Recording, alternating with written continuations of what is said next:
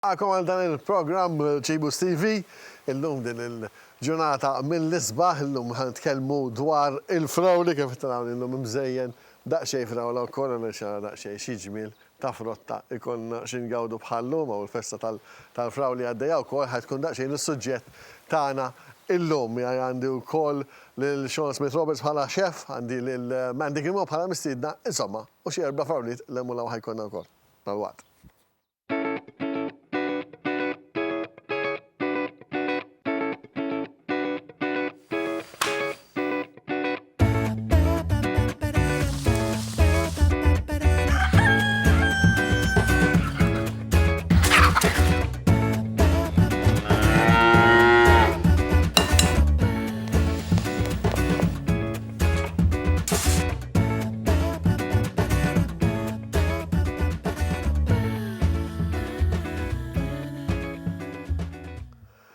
Għawek fil-kċina u għek jgħat ma' Sean Smith Roberts jgħat din il-mataċ kalla jgħat din il-frawla s-sagħi wasat minn barra saġewa tajtina u kollu s-san komplija aktar tat. Ma' għatkellmu ma' Sean ħanna u daċxin.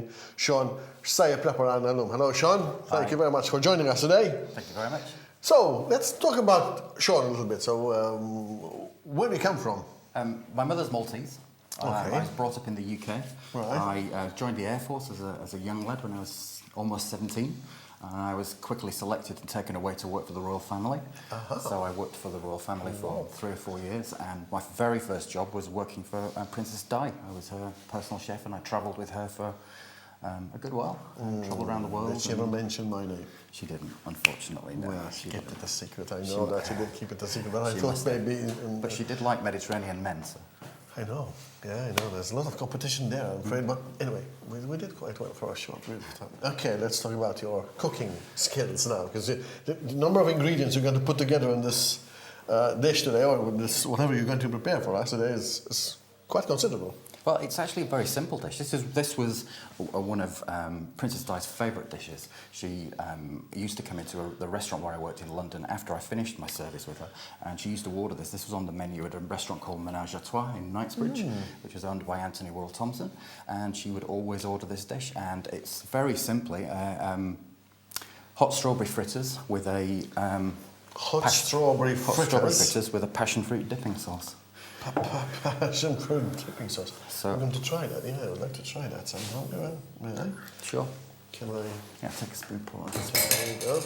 So this is passion. The strawberries, when they're fried, can be quite sweet. So in order to combat that, we make the passion fruit a little bit tartar. Oh yes.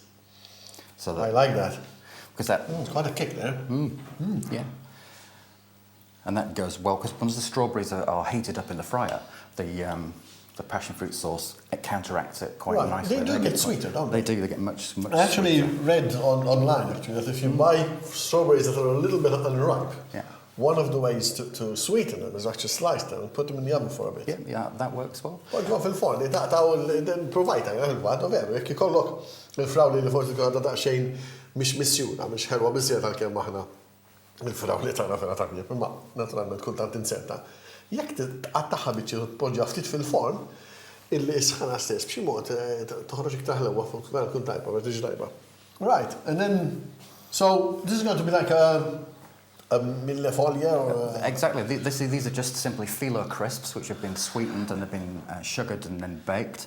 And I'll make a little layer, and I've got some beautiful Gotzaten ricotta and some mascarpone and some fantastic honey from San Blas, which is the nicest honey. Honey from San Blas? San Blas. A friend of mine gets it. It's delicious, yes. I'd like to dip this in, but it's going to be messy. No, it's going to be too messy. So, so we'll make a little cake, a little millefeuille of the ricotta and the mascarpone, sweetened with honey, and then we'll nappe the passion fruit sauce over that, and then around the outside we'll have the passion fruit sauce and the hot strawberry fritters, which will be sugared with cinnamon sugar. Okay, now you say this, and you say, okay, we're hoping that people can follow what we're doing and actually can do it at home. Do try this at home. But you need to know what you're doing. Yeah. When you've got all this different stuff to put together, what to start with first and then what follows, and just the order is a little bit of daunting for someone like me. I'm sure you could. I'm sure you could. I've heard you're a talented chap. No, I'm talented at eating it. Right, so I'm envisaging this is going to be quite a myriad of flavors. It's going to be the contrasting flavors of sweet and a little bit of bitterness. That's the idea. And then the creaminess of you'll have the heat of the strawberries, and then you'll have the creaminess of the Gotsertan cheese. And honey.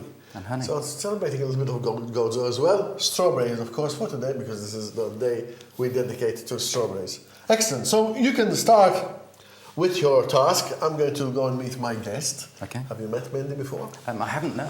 I haven't. She'll be going to try your wares later on, so make sure you impress her. I'm sure you will. I will I'm try. sure you will. Mandy, see you later, Sean. Thank you very much. Thank you. Thank you. Mandy.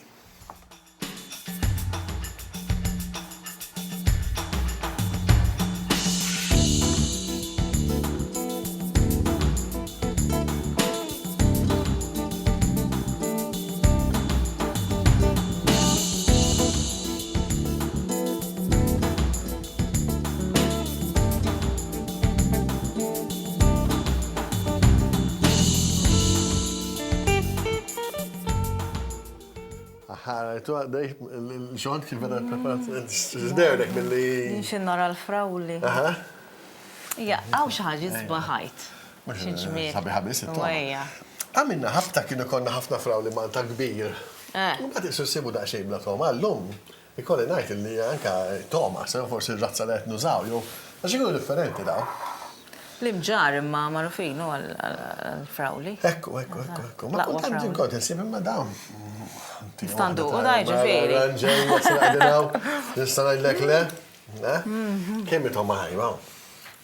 Għajma.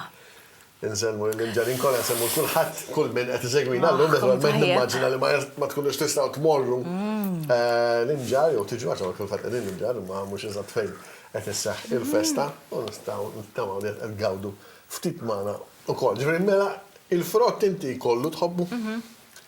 Kollu. Imma ti koll bil-frott, ġi per eżempju tajt l-lum. U jien furja, hi. Furja, daqqa smoothies u daqqa. Bil-frott. Ġeli għamil. Anka bil-ħaxix. Frott ħaxix, mela. Xtet faħġix. U għat maħat. Jina ma danċi nħobb, jina jow ħannuħu l-frott. Jien Peppi hi ma jħobb xej. Frott laqas. Xej, hi. Frott ma jħobbux. Xej. ħaxix bis dak ġviri. Boring. Għamilċet kiefu Peppi. Ma nistidnu għaw. Meta kolli xaħġa. Kolli profa nittaħtaħ xaħġa. Ma ħajċ jem xaħġa favorita li tajta toħroġ tajba miħawek jow xej, ħaxix. ħaxix, xej. Ħaxix. U dejjem l-istess. Inti tobbu junk food? Ejja. Kulħadd. Le, mela, ċiċċajta. Ta' biex jidnu bl-emmolaw, Kultant, jisu s-saħna, għawek, jidu nitkellmu fuq ikkelli li għamillek tajpa s-saħħa. U kultant il-junk food intoftit mill-ħarġi, tista' tagħmel burger tajjeb. Mhux bil-forsi kun burger. Ma ġifri kultantek. Chips, per eżempju. Jo, mela, ma neħux għale. Tħobbom il-chips? Skur nħobbom. X'inhu l-ekel favorit tiegħek inti? Favorit kollox nħobb ta' imma l-iktar ħarġa li nħobbu, darba kon edha Pariġi u mort Nordna, għax nħobb Nordna dejjem differenti, dejjem nipprova. U ordna jda tartan. Tartan? Jisu kapuljat. Nej. Leħi. Ġamilla dik ħasin. Ja. Mimma leħi vera ma ġom dakka xirrajt, edda bis-serjeta. Ma insomma, ma nafx kif jiklu. U bil-bajda, ġifiri, fuq. Nejja. Aħna maħnix imdorrienek.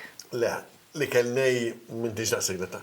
Is-salluma u kultura kbira ta' kellnej, anka ħelu nejja, ġifiri kejkijiet, nejjin, mux imsajrin. Iva, Kellna diġana, għu program, ħajkona drabi u ħanajdek jini provajtu, mandi.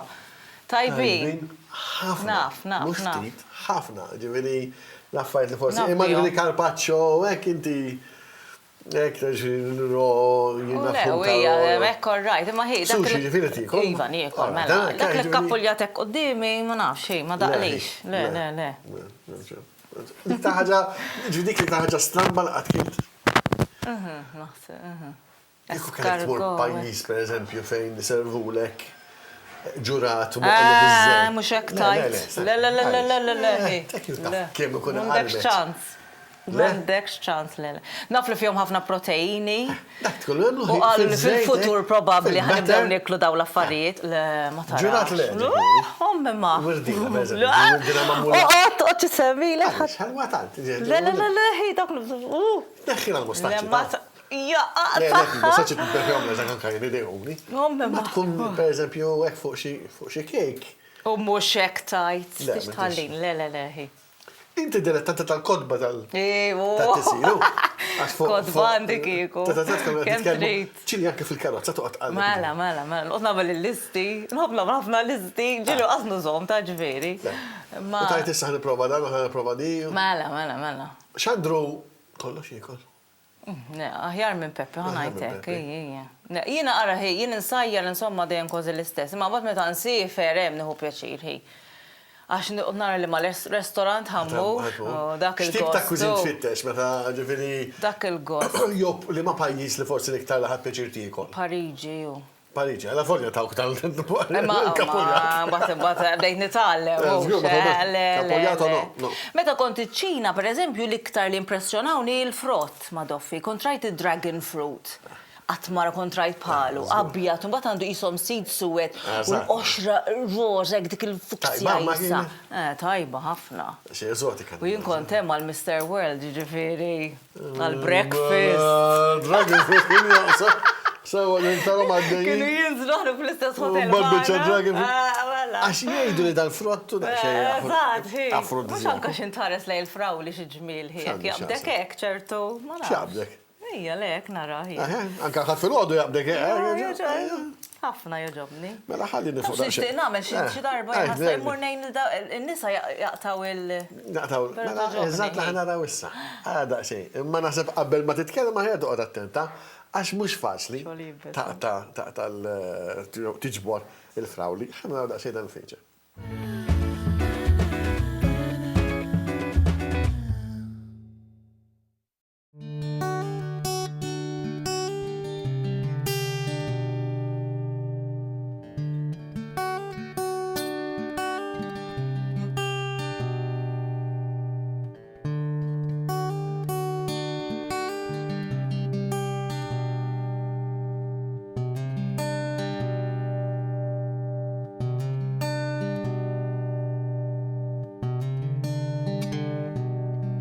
Ovvjament tafu l-lum illa najdu s-sali għal-festa tal-frawli tal-imġar u naturalment għanna espert maħna, l-lum espert tal-frawli għanna l-leli muskatu miħaw sa' nitkelmu ftit. Lena, nishtiq tispiegali ftit, l-għunet bonġu, grazzi tal-għad maħna.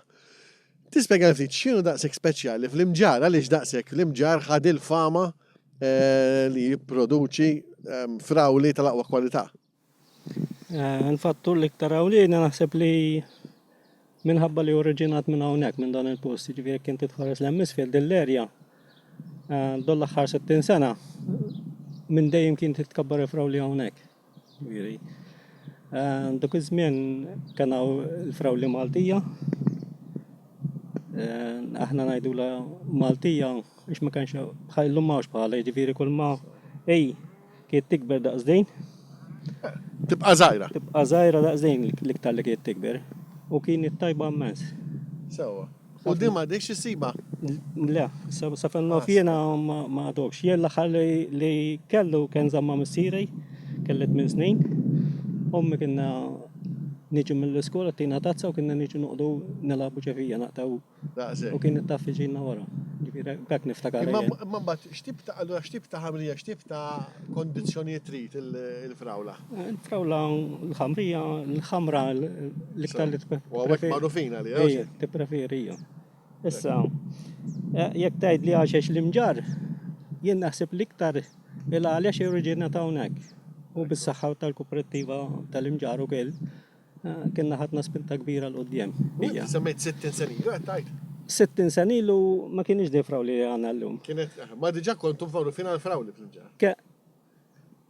Najdlik li kienaw jisu daqsa 10 familji. Nifiri, kienu nislu x-xitil minn taħħom f'taħħom. Nifiri, l-ewwel xitil li importajna kiena ħabta tal-bidu tas-sebgħinijiet. ġibnieh mill-Italja. Imbagħad dejjem sor progress iktar, kull sata jsir progress iktar. U l-lum insomma nafu li verament hija ċelebrazzjoni mill-isba. Xi ħaġa li saret famuża mhux Malta biss għax ħafna barranin ukoll jafu li meta nitkellmu fuq frawla Maltija. Ta' Malta għax tkun kibret Malta. Frawla tal-imġar hija verament speċjali kemm fid-daqs tagħha żbuħija importanti l-iktar it-toma. Lel, jiena suppost kellhom qabduni biex niġbor naqta ftit frawli. Sedif hija battika tal-ħaġa biex naf li titbaxxa, jiena ħanaqta waħda bil-permess tiegħek. Waħda. Hekk trid tinżelaw. U taqta l-frawla. U jekk ma importax. Għalija. U għalikom ukoll.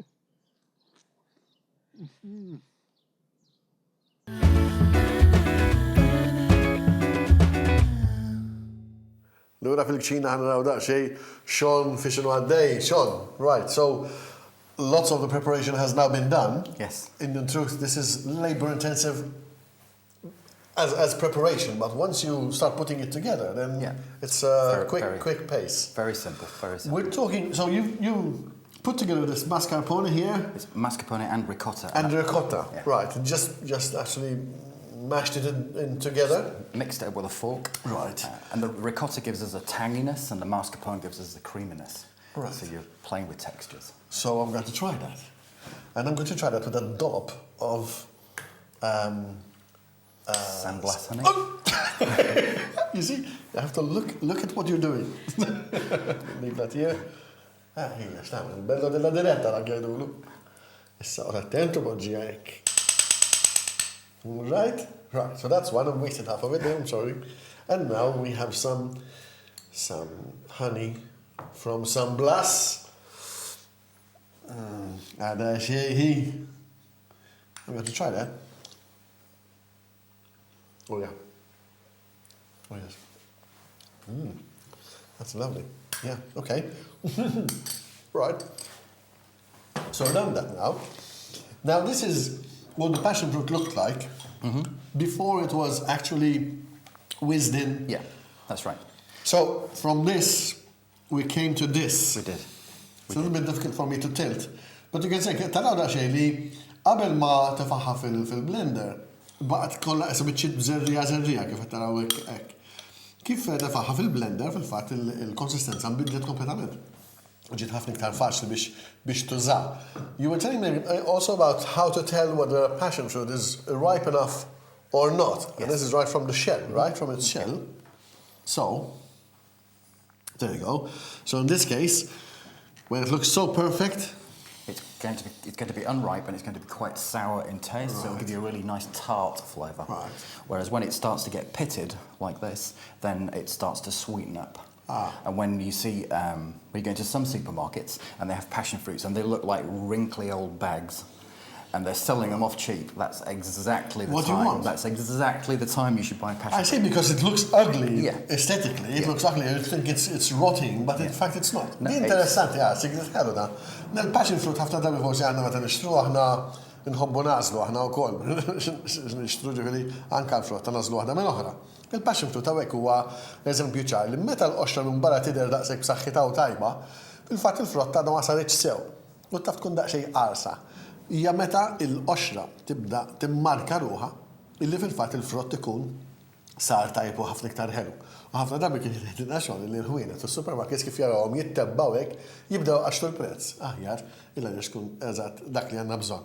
Right, so what's the next step? Well, I've taken a carton of orange juice and I've reduced it down here so that that's still quite tart and hot, and I thickened it with some arrowroot. And arrowroot. Arrowroot. What on earth is arrowroot? Arrowroot is a plant, and they grind the root, and the root gives you a powder like a flour, and it's used in pastry much more than corn flour because it doesn't affect the flavour or the colour in any way. Right. Corn flour can make your sauces, it doesn't matter in this particular case because this is quite opaque, but corn flour can make your sauce a little bit cloudy. Right. So if you want a clear sauce, arrowroot's the way to go. So arrowroot is a substitute for Yeah, in pastry, it's much better because pastry chefs they tend to like their sauces to be less cloudy and a little clearer and brighter. And arrowroot doesn't affect the colour. Arrowroot. Mela dira wkoll wieħed jista' juża kif qed ngħidu. Hawnhekk uża meraq tal-arinċ, jista' jkun meraq frisk, jista' jkun meraq tal-pakkett ukoll. Basta pruvaw għażu xi ħaġa ta' kwalità tajba, ġifieri mhux liktar wieħed irħis illa li xawek għandna bżonn kemm jista' jkun meraq bnin. Right, next. Next, what we'll do is we'll take the passion fruit and we will run it through the blitzer, the hand blitzer. One of these. Right. Little hand thing. And that will make the seeds more defined so that they actually end up looking more like that. So you get the nice black against the orange of the sauce. We will then add this to the sauce and let it cool down. And the heat, the residual heat from this will gently warm the passion fruit and bring those flavours along. Right. Okay. And then really it's just a case of putting it together. Absolutely. Putting it together. The other important thing is the batter. I made this with mainly rice flour as opposed to wheat flour, which will give you a much crispier. The Japanese, when they make their tempura batter, they use a lot of rice flour, and it's lighter and it's crispier. And that's for those layers? That's for dipping the strawberries. So I dip the strawberries in that, and then we'll fry them. And then we will build up a little milfait in the centre of the plate with that. This in the middle, the sauce around it, and then the hot strawberries dipped in cinnamon sugar. I can't wait, and I know Mandy can't wait either. She's been drooling over these strawberries and this sweet dish that we're going to be preparing. Ma kif taraw ħafna xogħol ta' preparazzjoni ta' qabel, u mbagħad kemm xogħol ħajkun qed jaqqad kollox daqqa. Ħalli naraw da xejn issa x'inhu jiġri wkoll fil-imġar fil-festa tal-imġar speċjalment minnkom li qegħdin taraw lilna sinjal illi m'intomx qegħdin l-imġar u tajjeb li naħlukom ukoll fl-atmosfera ta' dak kollu li qed iseħħ l-imġar fil-festa tal-Frawli.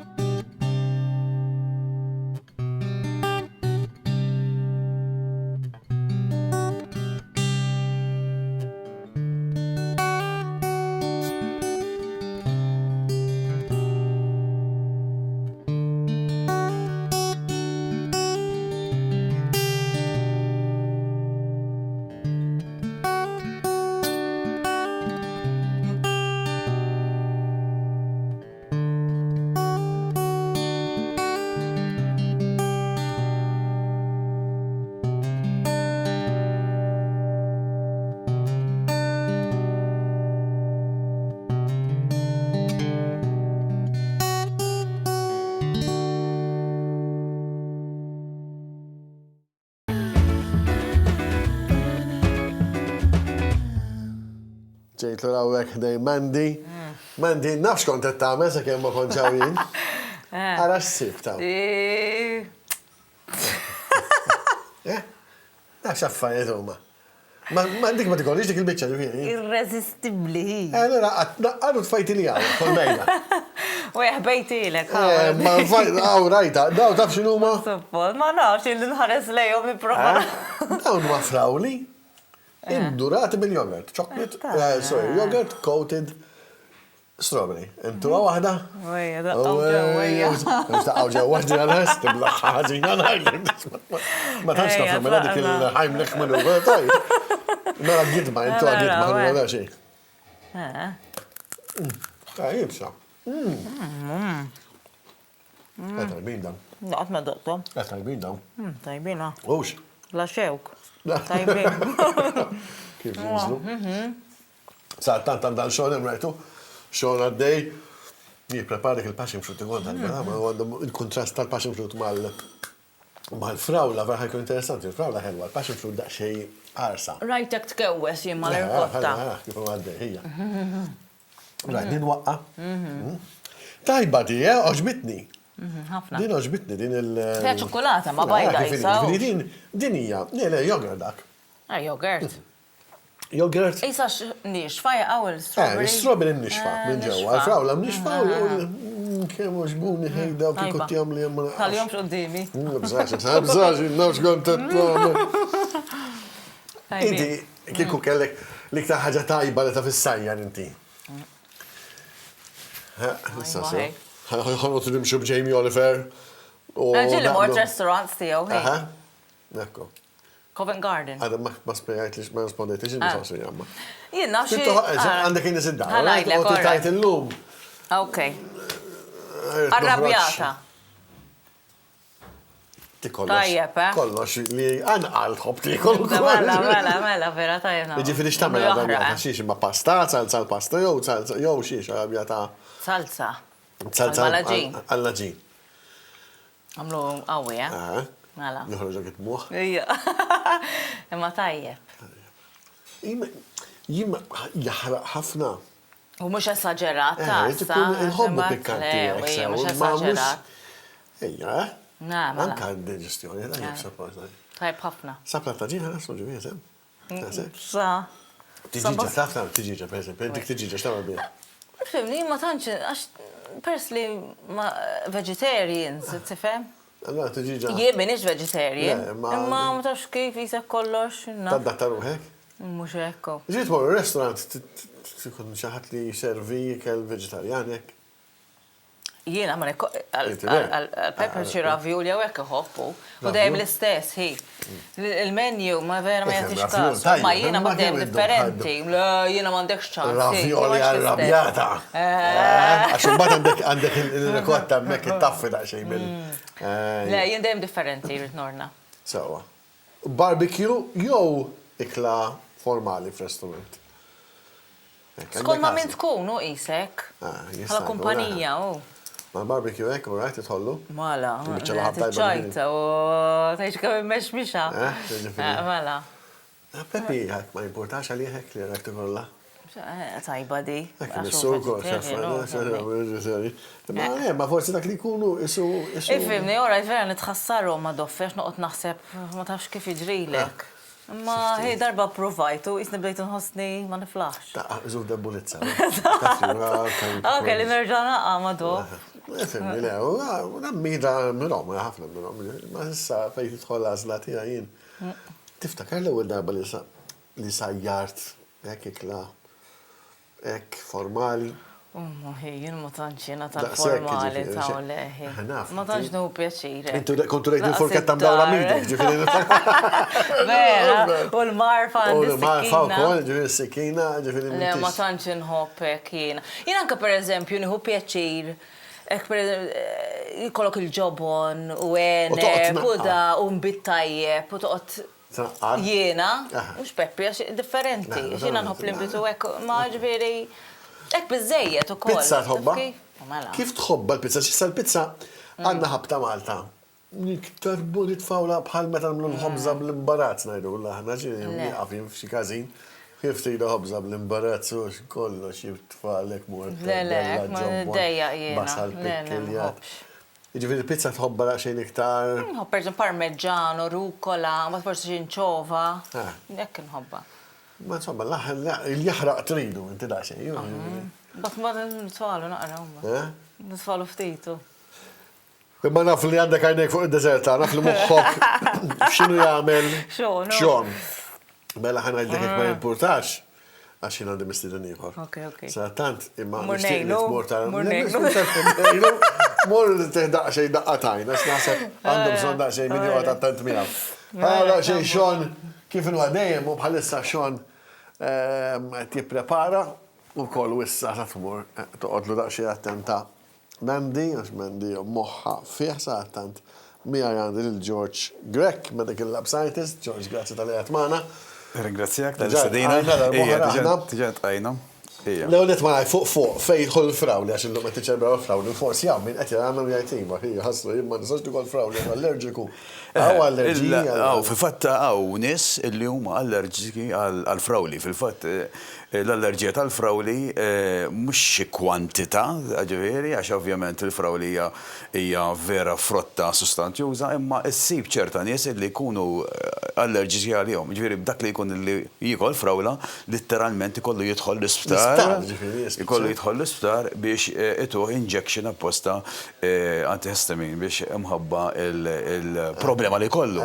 Għaw min ġifiri jibda asjuħu nifs, per eżempju, zgur, għaw min u koll. Allora, għek il-lum niskużaw ruħna u koll, ma daw kufoskom il-li probabli ma tkomx taraw il-program, ma tkomx titli kun għedu musulman nara program frawli, ma situazzjoni. Ija situazzjoni. Ma għamek għanna l-allerġiji, għanna intolleranzi. Fil-fatta. Ma għanna siljak, isu kultant naħlu ħagġa moħra. Ekku. Biex għadna għannix nifmu għasjaw. Le, Josef, sib dawn il-tip ta' misunderstandings fuq il-bicċa xogħol ta' l-intolleranza u l-allerġija u anki il-bicċa xogħol tal-gluten fej jidħol, għax meta kett inti semmejt li s-celiac hija disease, fil-fatt hija celiac disease hija dik il-marda li aħna xjentifikament ngħidula autoimmune disease, ġifieri li il-ġisem stess tagħna jibda jagħmel ħsara lil partijiet oħra tal-ġisem. Fil-fatt hija marda li meta dak li jkun minn ikollu din it-tip ta' kondizzjoni irrid mhux kemm jista' jkun bil-fors jevita il-wheat, it-tieq, li inti semmejt ħafna, u smajtek semmi pizza, u smajtek semmi l-ħobs, u smajtek u l-ġin, daw in-nies, mhux ma jiklux, Josef, l-lum il-ġurnata imma nsibu tipi apposta għalihom. Imma differenza, fil-fatt hemm differenza kbira bejn bniedem li jkun celiac u bniedem li jkun sensittiv għal gluten. Fil-fatt isiru testijiet għat-tnejn li huma, imma bniedem li jkun celiac, ġifieri jibda ikun deboli ħafna, jibda jitlef il-pis ħafna, jibda ukoll vomiting irremetti ukoll uħoss dik l-lajja kbira. Ġifieri hija skomdita u meta inti ovvjament murant it-tabib u jeżaminak u jieħu il-testijiet kollha, hemm testijiet apposta għal daw is-celiac. Ġifieri mhux bil-fors jekk inti tagħmel it-test tal-intolleranza u tiġi wkoll sensittiv għal gluten ifisser li inti celiac.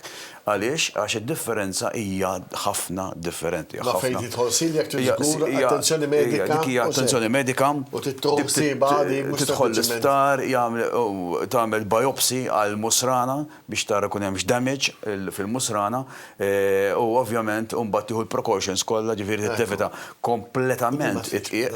Ma tfiqx, Le, inti tadatta għaliex għax meta qegħdin ngħidu celiac il-ġisem jibda jifforma dak li ngħidulhom IgA huma antibodies kontra l-enzymes li jinsabu fil-ġisem tagħna fil-musrana li xogħol daw l-enzymes huma li kisru letteralment dal-gluten u gluten huwa gluten x'inhu? Gluten huwa proteina li huwa kollha kisa glue, it's a sticky protein li din il-ħsara li tagħmel speċifikament fil-musrana żgħira. Hemm rabta bejn l-intolleranza tal-gluten u l-celiac, però mhux l-istess. U din tkellimna diġà darbi oħra u żgur ħana ġew nitkellmu fuqha. Eżatt. Din is-serje il għaliex qed nippruvaw forsi qed nindunaw anke mill-kummenti tan-nies illi Għadna ma nafux bizzejiet. Misunderstanding fuq. Allura, nippruvaw kemm jista' jkun informaw. Għax inti fil-fatt ħafna nies illi jkunu bluġieħ u jagħmlu testijiet imorru għand it-tabib tagħhom u jagħmlu l-kolonoskopi biex jiċċekkjaw il-musrana mat-tabib u anki il-celiac test u mbagħad jgħidu it-tabib ġeneralment jekk inti ma tkun celiac jgħidlek inti m'għandekx xejn illi hija medically ħażina.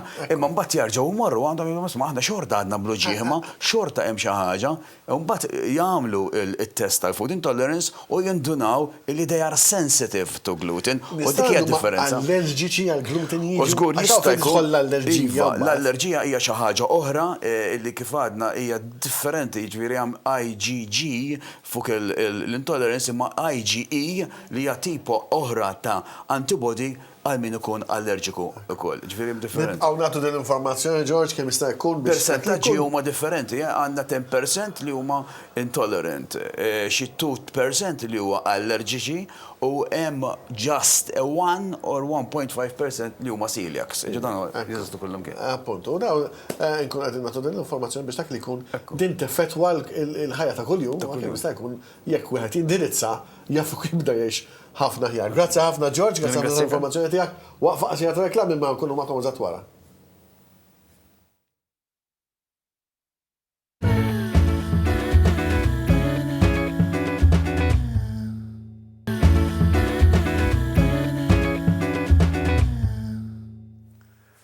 Jiena battek fil-ċina l-ewwel biex toqgħod li attem da daqsxejn għal xogħol ma jiena mid-dera li xogħol ma tħeġġ każu. Ġabdejtni wkoll. Oh, jgħatlek uqgħod attenda daqsxejn x'inhu jagħmel, imma inti. X'qed titlef aħna bl-uniformi qisna. Naħseb jiġik dal-ġins tiegħek. Ma tiegħek jiġik. Ma tiegħek jiġġebdet, tiegħek dak jiġġebdu. Le nidħol fih, ta' Tidħol. mhux hekk.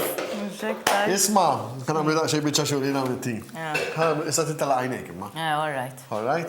Missa mhux billi tala' għajnejk, biss. Ħandew hekk xi affarijiet. Ħandew hekk isu 4 marmalades, ta' mhux ħafna. All right. Wieħed, 2, 3. Iwa. Daw tibdu qomiet. 4, tajjeb. Għanna 4, daw marmalades awċin. Frott awċin. Illum badna, illum għanna, mimċa fejt. All right, daw għedna laqom jien. Badna jema. Mela, sa' nitkellmu, għadan daw ek titalaqom għajnik. Mela, iftaħ għajnik. All right. Illum għanna dal-lasel minn San Blas. Kenna rikotta awċija. U kol, għawek għanna issa prodotti awċin. All right, issa għanna omlok. All right. Ma marmalades ġifri. Inti tittajdi xtoma. Xfrotta taħseb. Iġi tajt li marmalade dejjem naħseb l-arrinġ ma nafx għalfej. U ġamu mbagħad jisnin. U hija. Ftik il-familja. All All right. Tajja, ma laqajni, issa mhux għandi. Ejwa, kbir. Kbir. Le, xaħnu Ħalli kbir iktar. Iftaħ għajnek, għal-issa tkun tamsana millek. Wejja. U nifs il-ġewwa. Le, mhux għajnek ħatmut. U nifs il-nienek. Kif nista? Ma tistax, taħkel. Għajnek? Serjeta? Le, xissa ħana law daqxie f'sena xilek ta' t-toma. Ta' dan li ħandew issa. Ġej, attenta xdaqxie bil-ponta din. All right? Gdimta l-korketta. Taħħa. Toma. Plums. Tam nieħrek. Issa, sandew xi ħaġa oħra. L-ewwel waħda mbagħad ngħidlek x'hija. Plums, sem se tasal prova xi ħaġa oħra. Plum and figs. Figs. Plum and figs. Figs, jinna. Issa di, vera faċli di. Ħana għat għamillek hekk issa, mu vera faċli ġejta. Ħanara. Lesta? Aha. Ġej, attenta. Hopp.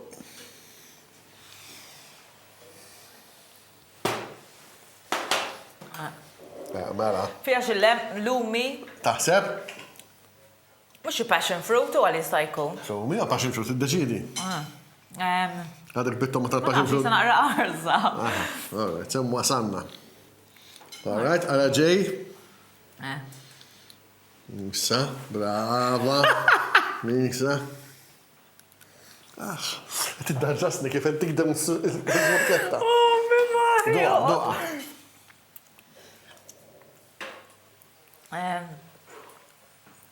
Isa figs, isa. Isa figs, u? Eh. Neħħi di, issa xejtin xaħġa. Issa, li għax it-tittijam ċaġi differenti issa? Kolla f'sin ġewa. Mux bakkaljaw u jisu. Bakkaljaw. No, xak jisnet. Bakkaljaw. Ġulep jisu li t-najt. Ġulep mux mill-bakkaljaw jiġi.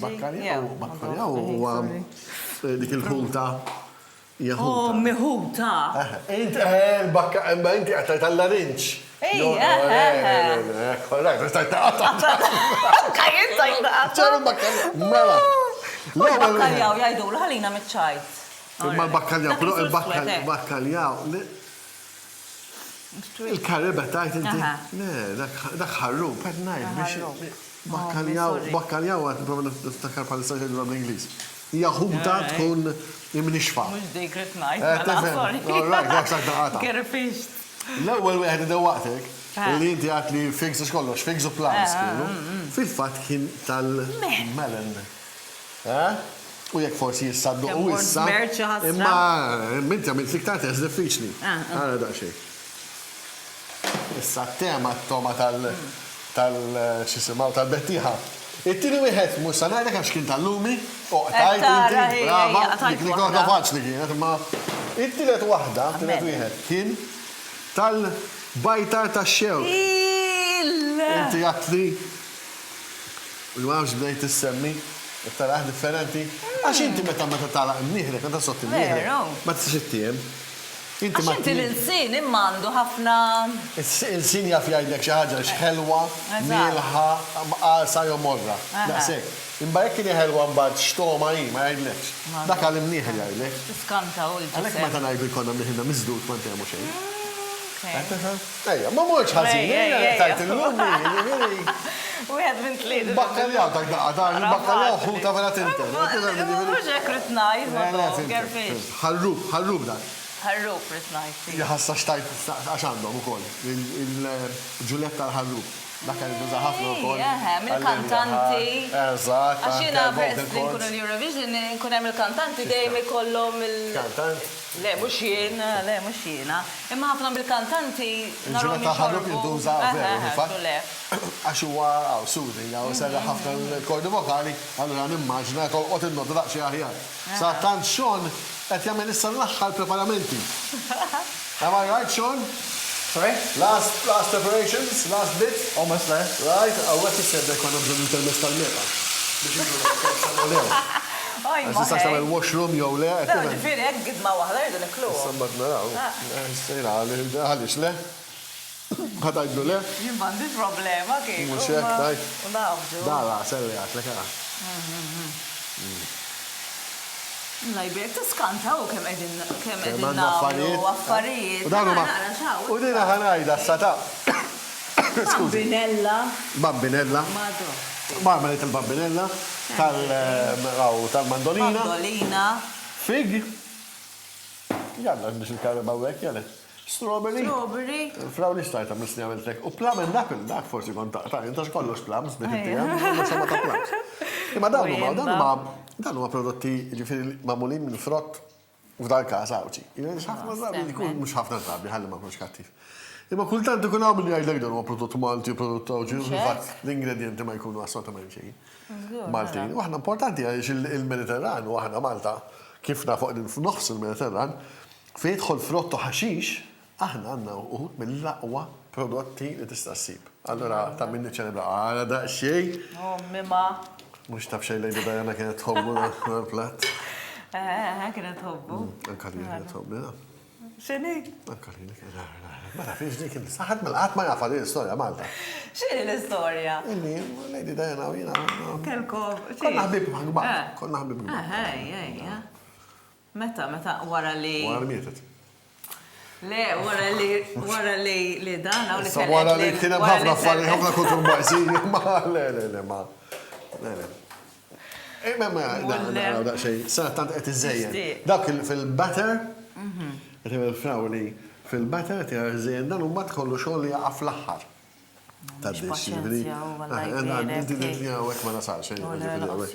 Hawnhekk jiena assolutament ma nasarx. Sean, Would you like to join us? And let's have a look at this wonderful dish. Let's put it here, center stage, because I want people to really be able to enjoy that. Look at that. One rablu. ħasra ħaniklu. Ħasra ħaniklu. So take us through it step by step. So at least basically how you put it all together at the end. Okay, so we started off by making a passion fruit sauce. Right. So we pureed the passion fruits up. We made an orange reduction. The orange reduction was then added to the passion fruit, which over time would have given it a lovely depth of flavour. We took some Gotzatam ricotta. Right. Added some mascarpone. Mascarpone. Yeah. And some sandblast honey. And then I made some phyllo crisps, which I baked in the oven with a little bit of sugar. And then it's just a case of frying the strawberries in a rice flour batter, which would give it a nice crisp texture, and then plating it all together. Right, so do I expect the batter to be on the savoury side, or is it sweet? It's sweet because the strawberries are rolled in cinnamon sugar. So it will keep its crispness if we eat it within the next 10 minutes. That's 10 minutes within the next 10 microseconds. There we go, Tim 90.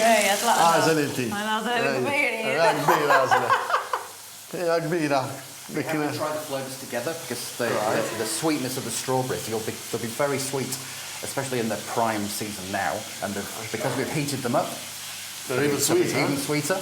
And then it will go with contrast. The passion fruit sauce will give it a nice foil, so that you've got the sweetness, and then you've got a little bit of the bitterness and the creaminess of the beautiful Gotzatam cheese. Well, in memory of Lady Diana, I think, because as you say, this was a favourite dish of hers, and I think in her memory we enjoy this. I'm actually tempted to eat the green bits as well. Well, it's actually it's an important point because we have to fry the strawberries with the hull on it because you need something to hold. And also, if you take the hull out, you can quite often break the strawberry, which means that juices will come out in the frying pan, which we don't want. Allora, għek il-fat uża il-frawda ħalli għabit sokku bil-wera, kollu fil-batter, ġviri. ħafna xaħami sużej. Xej, laħħat.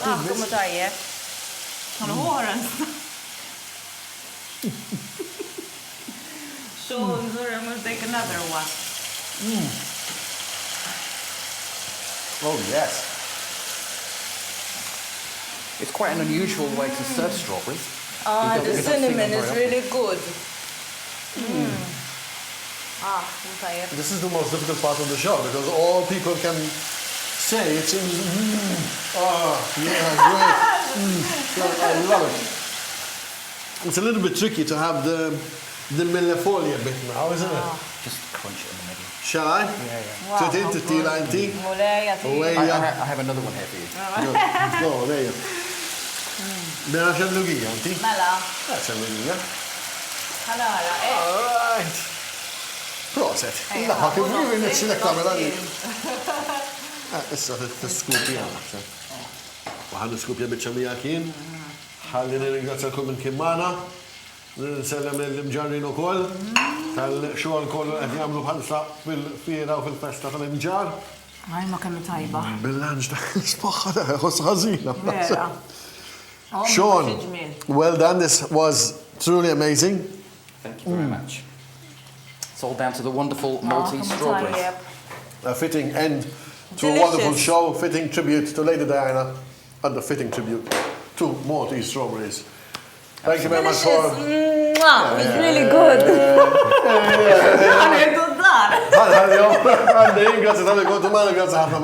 Thank you very much, Sean. Thank you. Grazie tal kontu maħna, nispraw terġa tkunu maħna. Illum, pallum ġima, għara bis ma tħallu nix nikol. Ciao, grazie.